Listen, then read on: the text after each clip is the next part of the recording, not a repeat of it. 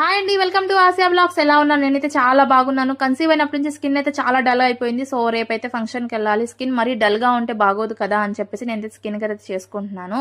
ఈ షార్ట్ లో నేను నా ఫేస్ స్క్రబ్ అయితే చూపించబోతున్నాను. ఫస్ట్ అయితే ఫేస్ నీట్ గా వాష్ చేసేసుకొని మనము ఒక కప్ లో 2 స్పూన్స్ శనగపిండి, అలానే 1 స్పూన్ కోకోనట్ ఆయిల్ అయితే వేసుకుంటున్నాము.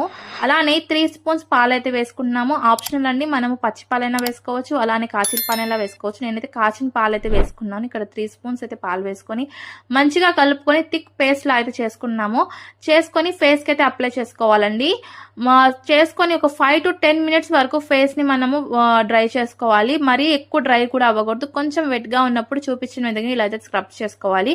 స్క్రబ్ చేయడం వల్ల అన్వాంటెడ్ హెయిర్ కానీ మడ్ కానీ మొత్తం నీట్ గా క్లీన్ అవుతుంది. క్లీన్ అయిపోయిన తర్వాత మనము వెట్ క్లాత్ తో అయితే ఫేస్ నేను క్లీన్ చేసేసుకున్నాను. ఫేస్ చూడండి ఎంత సాఫ్ట్ గా క్లీన్ గా అయిపోయిందో. నెక్స్ట్ ఈ కంటిన్యూషన్ షార్ట్ లో మనము ఫేస్ ప్యాక్ ఎలా తయారు చేయాలనేది కూడా చూపిస్తాను. అది కూడా తప్పకుండా చూడండి, మిస్ అవ్వకుండా. చాలా యూస్ఫుల్ గా ఉంటుంది. థ్యాంక్